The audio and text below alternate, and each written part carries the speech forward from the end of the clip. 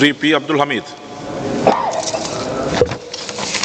Sir, ഈ ration കടകളുടെ ബ്രാൻഡിങ്ങിൻ്റെ ഭാഗമായി പ്രധാനമന്ത്രിയുടെ ചിത്രവും സെൽഫി പോയിൻറ്റും ദേശീയ ഭക്ഷ്യസുരക്ഷാ നിയമത്തിൻ്റെ ലോഗോയും അടങ്ങുന്ന ഫ്ലെക്സ് ബോർഡുകൾ സംസ്ഥാനത്തെ തെരഞ്ഞെടുത്ത 500 റേഷൻ കടകൾക്ക് സമീപം സ്ഥാപിക്കാൻ കേന്ദ്ര സർക്കാർ നിർദ്ദേശം നൽകിയിട്ടുണ്ടോ? പ്രസ്തുത റേഷൻ കടകൾ തിരഞ്ഞെടുത്തിട്ടുണ്ടോ? ഉണ്ടെങ്കിൽ അതിൻ്റെ നിബന്ധനകൾ എന്തെല്ലാമാണ്?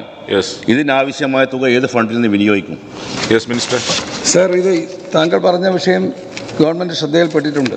സർ, പ്രധാനമന്ത്രിയുടെ ചിത്രം ആലേഖനം ചെയ്തിട്ടുള്ള ഫ്ലെക്സ് ബാനറുകൾ സംസ്ഥാനത്തെ 14,000-ലധികം കടകളിൽ സ്ഥാപിച്ച് റിപ്പോർട്ട് നൽകാൻ FCIയെയും സംസ്ഥാന ഭക്ഷ്യവകുപ്പിനെയും കേന്ദ്രം ചുമതലപ്പെടുത്തിയിരിക്കുകയാണ്. കൂടാതെ സംസ്ഥാനത്ത് തിരഞ്ഞെടുക്കപ്പെട്ടിട്ടുള്ള 550 റേഷൻ കടകളിൽ പ്രധാനമന്ത്രിയുടെ സെൽഫി പോയിന്റുകൾ സ്ഥാപിക്കണമെന്ന് നിർദ്ദേശിക്കുകയും അത് പരിശോധിക്കാൻ FCIയുടെ ഉദ്യോഗസ്ഥർക്ക് നിർദ്ദേശം നൽകിയിരിക്കുകയുമാണ്.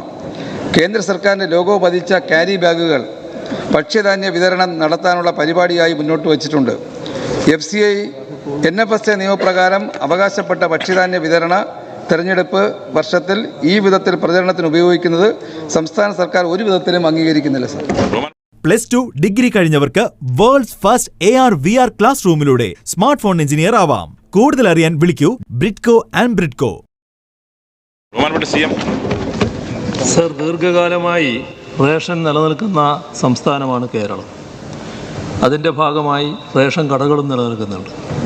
ഇതേവരെ ഇല്ലാത്ത ഒരു പുതിയ പ്രചരണ പരിപാടിയാണ് കേന്ദ്രം നിർദ്ദേശിച്ചിട്ടുള്ളത്. അത് ലോക്സഭാ തെരഞ്ഞെടുപ്പ് അടുത്ത ഘട്ടത്തിൽ തീർച്ചയായും ആ തെരഞ്ഞെടുപ്പ് പ്രചരണത്തിന് വേണ്ടിയുള്ളതാണ്. ഈ കാര്യം കാണിച്ചുകൊണ്ട് കേന്ദ്ര സർക്കാരിനെ തന്നെ ഇത് ശരിയല്ല എന്നറിയിക്കും, ഇതിവിടെ നടപ്പാക്കാൻ വിഷമമാണെന്നും അറിയിക്കും. അതോടൊപ്പം തെരഞ്ഞെടുപ്പ് കമ്മീഷനെയും ഇതറിയിക്കാൻ പറ്റില്ല എന്നുള്ളതും പരിശോധിക്കും. 21 ലക്ഷത്തോളം സന്തുഷ്ടരായ ഉപഭോക്താക്കളും 2 ലക്ഷത്തോളം തിമിര ശസ്ത്രക്രിയകളും പൂർത്തിയാക്കിയ മലബാറിലെ ഏക കണ്ണാശുപത്രി അൽ സലാമ ഹൈ ഹോസ്പിറ്റൽ റോഡ്, പെരിന്തൽമണ്ണ.